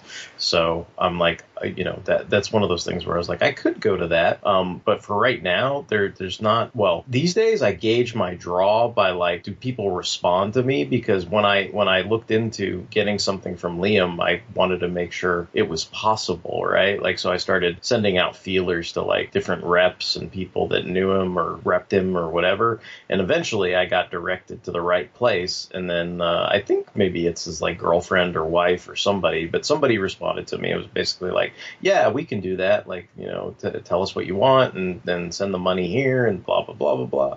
And so I took care of all that. And to me, I'm kind of like, okay, well, now I'm sort of money-wise committed, right? And, to me, I figure worst case scenario, if it all goes pear-shaped, well, then they can just mail it to me or something like that, like, because that's, sure enough, that's happened too, because a lot of stuff I had planned to, or stuff I did get from like Ron Lim, like I was supposed to like physically go to a show, right, in like Sacramento or something and come pick it up from them, at the show. But since that all got, shit canned early on in 2020, like that eventually turned into like a, hey, I'll send this to you in the mail, like that thing. And which, is fine, right? Like, so, but I guess the point in that was the Stockton Con, most of the people that are there, I've either already gotten something from or whatever, but the person I was kind of interested in was Rags Morales was going to be there. And I've never met Rags Morales, and I don't have any art, and so I've been doing the same thing, like sending out some feelers, but so far I haven't heard diddly squat. So if I continue not to hear diddly squat, like straight into September, that may give me the incentive, like, not to bother, you know what I mean? But if it's a case like with Liam Sharp where I do hear something, then maybe I'll go check it out. I don't know. Well, it's like with Heroes Con, I still have some regret because I got so fixated on getting my jam done at the con that I felt like I neglected the company. And so I didn't want that to happen at Draggin Con, but at the same time, that's such a fucking smorgasbord of artists that I knew I was going to have a little better balance, but I was still going to be going after some artwork. And of course, not trying to get a jam and move a single piece of artist to artist, I would have had a lot more leeway to just go, here's the board, I'll come back on Sunday, that kind of shit. Seeing who was going to be at Draggin Con this year was about as depressing as seeing who was at Comic Palooza this year. So I knew that was terrible. I was really bummed out because I was looking forward, particularly I wanted to, I was going to go there with Fix It and get a hotel room, and we finally do the Draggin Con experience. And obviously that's fucked this year. It's probably going to be fucked next year too. So it's like all this stuff that I was looking forward to, and I'd have taken that week off, everything. And of course that week came and went, and I just stayed at home. You know, what a fucking drag that shit was. You know, I'll just keep the time off. Boop-a-doop-doo. Yeah, that's a real bummer. I did the same thing. I will say this, I'm really glad I didn't get the hotel room booked, you know, well in advance. Like, some folks were just like kind of fucked essentially and struggled to get their money back, only got partial refunds, which is some bullshit, you know, because that's so far beyond your control for that shit to happen. Yeah. But yeah, I was really looking forward to Draggin Con. It was going to be a lot of fun. And again, I took the time off and looking forward to making that a con that was just as much about hanging out with people as it was about getting artists that I'd never gotten stuff from before and was really looking forward to. I will say I've got a Rags Morales piece. I got him to draw Fran from Dawn of the Dead to have the actress sign that when I would eventually get to the convention in Pennsylvania. It's a nice piece. The only thing that bugs me is he doesn't ink his stuff. It's all in pencil. It's all pencil. And sometimes I want to have a little more definition than the pencil allows for. So, and I've had some good experience with inking and some bad experience with inking. So, even on the Dawn of the Dead project specifically, I had a really bad experience with inking, just completely fucked up piece of mine. And then it got even more fucked up when I tried to get somebody to paint over it, and they also fucked up. So it's completely unrecognizable and looks like an absolute turd, and I don't think I'll ever show it to the actual actor. It turned out so bad. It's too bad. Like the things I've learned lately is, I mean, especially with the the pandemic nature of things. I mean, I've done a lot of pencils, blue line inks, and then digital colors, and it's like that. I know in some sense initially I was either hesitant or didn't fully understand the process, but I mean, at bare minimum, I think now, like, if I get something from somebody in pencil and I entertain the idea of getting it inked, it's just going to be a scan, and it's just going to be, can you blue line, ink this or whatever, and then that's I think all I'll consider, because I think I'll want to preserve the pencils one way or the other, because now I have plenty of things that are just pencils, and then inks from a scan or a blue line, and then if I want to print out something in color, that's digitally colored, I can. I mean, I get what you're doing too, because I'd appreciate the idea of like taking something from start to finish, right? But then sometimes because of those fuck ups, yeah, right? You're like, well, if it is a fuck up, at least it's a copy of a fuck up, right? Like, so it's not the actual original thing. Yeah, well, it's like, okay, so as far as inking goes, I had a piece, and I love, but even at that point, he wasn't where he used to be, and I've seen him continue to decline since then. And so I ultimately got to ink it, and it definitely brought the piece to completion in a way that the original art didn't, but was so overwhelming that there was too much of his style over. And it bothered me a little bit, but I thought he did a good job. In the case of what had happened is that was at Terrificon, and so I was only going to be there for one day, and he didn't charge me a ton of money, and I gave him reference, and he lost the reference of the actor, and so at the very least you'd think, okay, well, at least retain the core of the artwork, but instead he just completely fucking butchered it. I'd have given him the $100 just to not fucking touch it if I knew what he was going to do to it, but once he had done it, it was just like, oh my god, this is terrible. But the same show, I'd gotten a Tom Savini piece by Kyle Hotz, and it was great. But the problem is it was in pencil, and Kyle Hotz just doesn't look right unless you've got those rich, dark inks. So at the same show, I got Brett Breeding to ink it, and it was perfect. The only changes he made were to make it even look even more like what you'd expect Kyle Hotz to look like than Kyle Hotz himself had done. So, and for me, I know it's a risk, and I've gotten burned by it, but for me, I want the one piece of artwork, and I want to see it got to completion. So if you ink it on anything but the original board, then all I've got is this potential artwork, and then a copy of that potential artwork that's a variation on the theme. I don't have the complete piece, because this is you doing a copy of it, and then this is the original, and it's not inked yet. So it just nags at me. And I think you're right, and I think that you're doing the smart thing, but my own compulsions don't allow me to do that same thing. And when it works like it did with Breeding, then it's absolutely worth it. But yeah, that sucks. Yeah, just like with, I think I told you about that. fucked me because I like to pay my artists in advance because I don't want to worry about keeping up with how much money I've got in my pocket and who I owe money to. I don't want to go to an ATM, and I just don't like owing somebody something. I want you to have the money and then do your part, do the artwork, and whether it's good or not, I don't want to tip you. I'm giving you what you're asking for. If you want $250, I'll pay you the $250. You've got it in your pocket. You shouldn't expect any more from me. I expect a finished piece from you. And what fucking pissed me off is it'd be one thing if he forgot the $250, which I'm the kind of person, I'm not going to forget $250 fucking dollars. If I owe it to you or if you owe it to me, I ain't never going to fucking forget that shit. That's just too much money to be fucking loosey-goosey with. But not only did he fuck me because I paid him in advance like I usually do, and my girlfriend was with me and she's got a fucking steel trap for shit, especially when it comes to money, so she knows I fucking paid him. But then his fucking buddy, what's his fucking clone, right? So then his fucking clone decides to chime in. It's like, well, no. I'm sure you didn't give him the money. He would remember, and I would remember. You didn't give him the money. It's like, fucking, I didn't ask you a fucking thing. And the funny thing is, I would have been happy to get a piece from him too. I like his style well enough. You know, he's light, but he does a nice enough work. But the fact he fucking chimed in something it was never his fucking business in the first place, and he's fucking wrong about it, because I know how much fucking money I got going to the show. I know how I fucking handle my business. I know I fucking pay my artists in advance if they'll take it. Clearly was able to take it and forget it and take it fucking again. So I paid $500 for a $250 piece. I'm never getting anything from either one of those motherfuckers. So just wanted to vent while I had the opportunity because I won't release that or anything.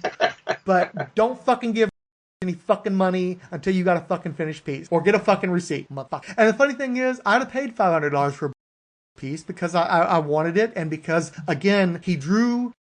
And I don't know if you've ever tried to get somebody to draw black people, but not all artists can do that shit. And that's been proven to me, you know, because I've gotten multiple pieces that I don't fucking like and do not capture his likeness well at all. And I knew that he could pull it off in part because he could look like a black man, and it didn't look like a caricature or didn't look like a white man that has been shaded. It looked like a black man. The fact that he asked me for $250 and then charged me $500, I ain't ever forgetting that shit. Oh, the other thing I was going to tell you is I think you liked it. You saw the Justice League Extreme piece, right? Didn't you like that or retweeted or something? Yeah, that was sweet. For all those figures in full color, and I haven't actually put out the final version because he still had flats in the background that he hadn't finished. He still was doing touch-up stuff. I ended up giving him $50 as a tip because it's different when it's online and also when the guy just does so much, you know, work. It was easily, that was $500 worth of work. You know, he's not anybody who's known, but seeing what he did, yes, I'm going to fucking have to tip that shit because he undercharged me. Simple as that. So if you're looking for something economical and you're okay with all digital artwork, which is something I'd never done before, but I wanted the piece and I didn't feel the need to have the physical artwork. I got a great deal by going through this fella and him not being known and him knowing that it's all digital, so he gets a comfortable time frame to get it done in, and he can do some digital stuff that saves him a lot of trouble. Obviously, that's easier than doing pen and ink and actually hand coloring, all that kind of shit. So if you got like a cool project like that where you got a ton of characters, he did a great job for a great price. So I would definitely recommend that. But I think he could still produce a piece for you, a physical piece if you wanted it. But the whole reason why I did that was because I didn't want to give somebody my home address. You know how I'm paranoid. So it's like, okay, I'm going to finally experience digital, which I never had done before. I in part because when you put money out there, you kind of want to have something tangible in the end. But I didn't need this to be tangible, and I was super happy with it. And I think I'm going to get a few more digital pieces because it's stuff that I want to see realized, regardless of whether or not there's a physical piece of artwork to own. I having it done to specifications, and in particular, I didn't have to give the guy a lot of information. He understood what I wanted without me having to fucking hold his hand and walk him through it. So obviously he's a knowledgeable fan as well, or he just was, listened and understood directions very well. So if you ever want to do a project like that, his name's Brad Green. I highly recommend him because I can't believe what he was able to do for me with that level of specificity, with all those weird little tweaks I had him do to match my fucking stupid fanfic solicitation blurb for one of Siskoid's blogs.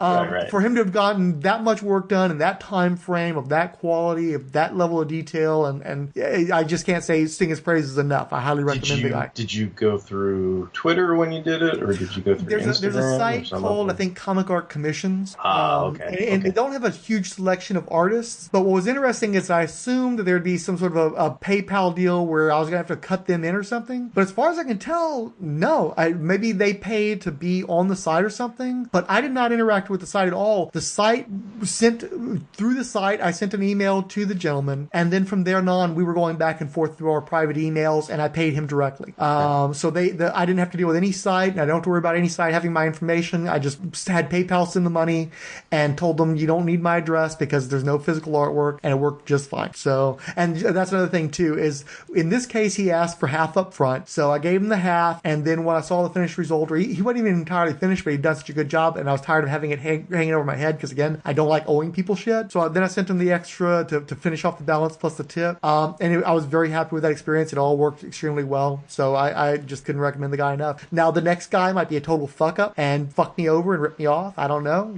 That's always you roll those dice when you get these commissions. You know as well as I do. But in the case of this one fella, I definitely want to get some more stuff from him, and I couldn't recommend him enough to other people. Cool. I like that fucker. And I know you got a... How was your interaction with him? I went through a guy, so, I talked to him, I think, maybe once, and he referred me to, his rep or whatever, and then after that, I just went through that rep guy, so...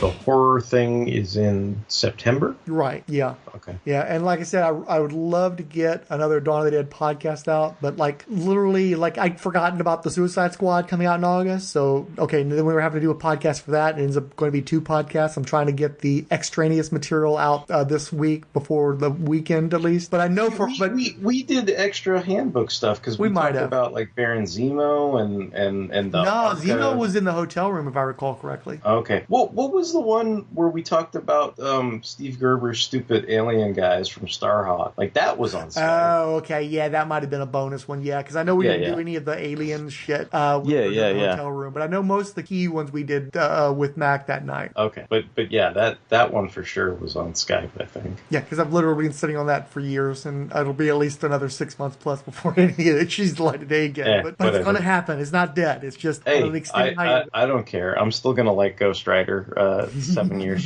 from now, whenever you decide to release it. So yeah, it's funny because one person in particular, Angela from Wonder Woman Warrior for Peace, I recorded with her, and then of course there was a lapse between recording with her and starting to release the episodes. So she recorded addendums for several of her entries, not realizing there was probably going to be another several years before any of that shit came about. And it's I didn't want to say anything, but it's sweetheart, I really wish you hadn't done that, because this is not going to be a timely thing. No matter what you do, this is not going to be a timely thing. Even when I was knocking them out every 3 weeks or so, it still was going to take forever to get to Howard the Duck, much less some of these Z people and shit. So yeah, and that was before I decided to take an extended COVID break. So poor thing. I'm so sorry. That's guilt, but hey, at least I'll get to plug the addendum in there too. Or I'll save it for the fucking deluxe edition in 17 years. I don't know. If people are still waiting on a History of Comics on film video, it's going to be a fucking while. Because it's kind of like what you were saying with the what did you call it?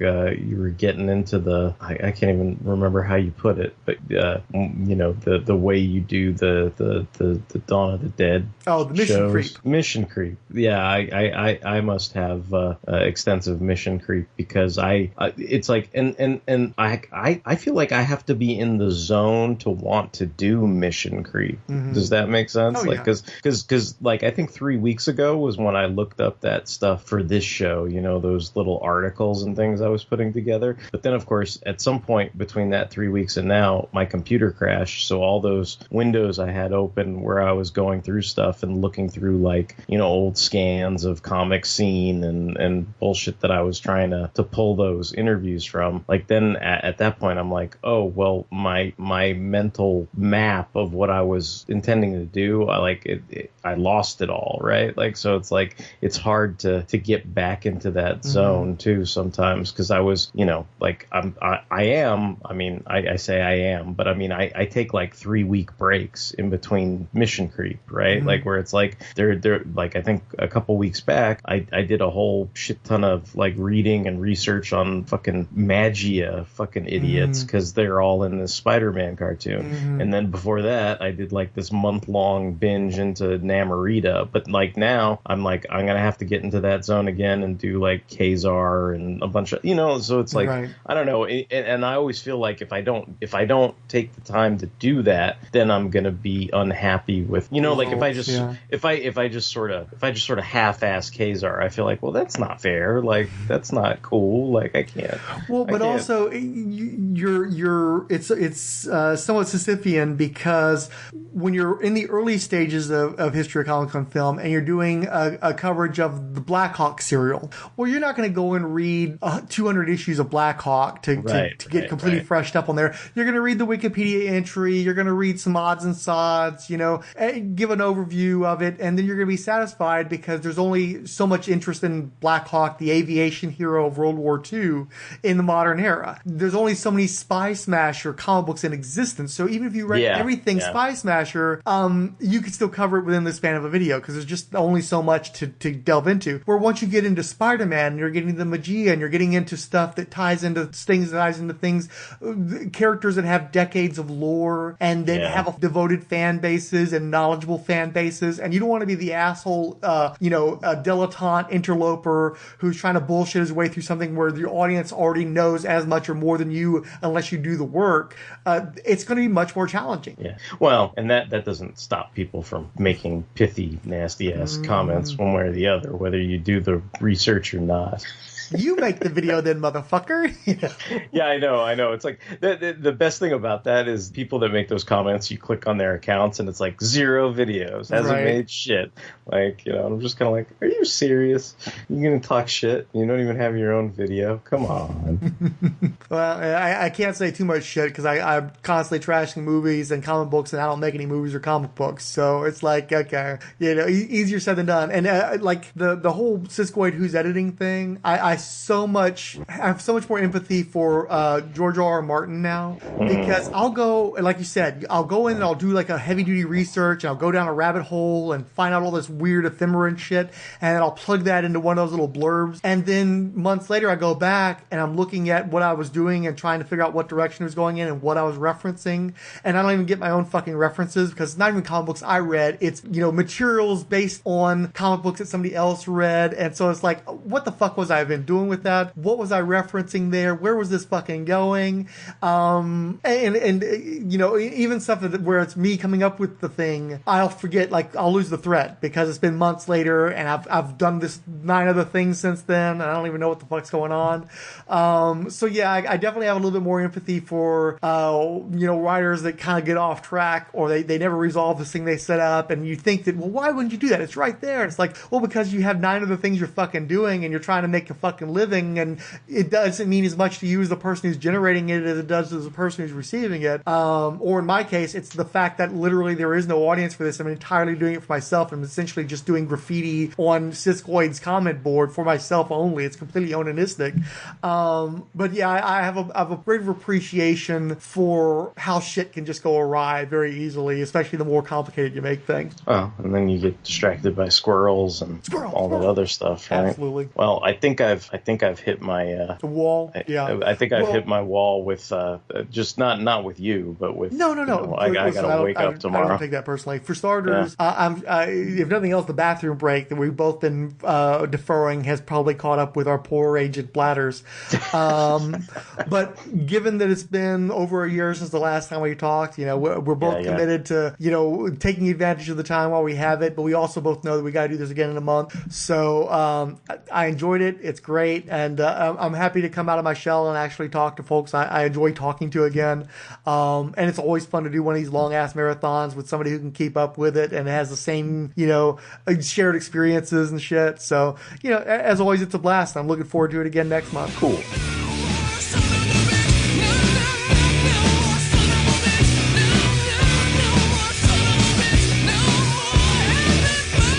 So Derek William Crabb, who featured in this episode, promoted the heavy metal episode across Facebook and Twitter via his personal account, Fanhole's podcast, and History of Comics on Film. In 2019, he produced a video in the History of Comics on Film series devoted to the heavy metal movie and related comics. I was listening to it while I was gathering the social media, and I do recommend it. Other folks who promoted the 40th anniversary heavy metal episode include Andre TFG, Dr. Ange, Baby Skeletor, The Bat Pod, Canoe's Added Thanks, Carlos Fope, Chris at Bad Books for Beginners, Chris Dunford, Chris Lydon, Dave's Comic Heroes blog, Dear Watchers, a Marvel What If podcast, Del Dracula, Doc Strange, Ed Moore, Gregory Litchfield, The Hammer Strikes, Geeky Stuff and Voiceover, Hernan Jax, Iowa's Joe Crawford, It's Plastic Man, Jeffrey Brown, They Them, Jenna Reagan, Keith G. Baker, Ken Yama 65, Carrie Kemp, King Dinosaur, King Size Comics Giant Size Fun Podcast, Long Box of Darkness, Lucretia, Lukashin Sergey, Mark Thomas, Martin Gray, Max Reed's Comics, Mike It Send Aliens to Me, Nick David, P. Period, Photo Druid Dusseldorf, Randy Caldwell, Resurrections, and Adam Warlock and Thanos Podcast, Rob Klippel, Samilla, Scott X, Tim Price the Podcrasher, Voices Cloud, and Zoran Ryder. Added wow. Chris Dunford wrote, 40 years ago, man, did I get hit by the old man stick. Martin Gray wrote, I've never read an issue. I did see the movie though. The mag's prog rock album cover and big boobies aesthetic never appealed, but I'm sure the chat is delightful. Jeffy Brown wrote, I have never read heavy metal, but I have definitely seen the animated movie on DVD. I have listened to a lot of podcasts talking about the movie. I did try submitting art and comics I have made to get published in heavy metal, but I think I got rejected a few times. Finally, Cal Benning wrote, great episode. Love the movie, love the comic magazine, and absolutely love the soundtrack. Great stories, great art, great voice actors. What a fantastic time capsule of late 70s and early 80s sci-fi and fantasy fiction and pop culture. I'm Derek WC. Listen to HOCOF.blogspot.com and fanholespodcast.blogspot.com.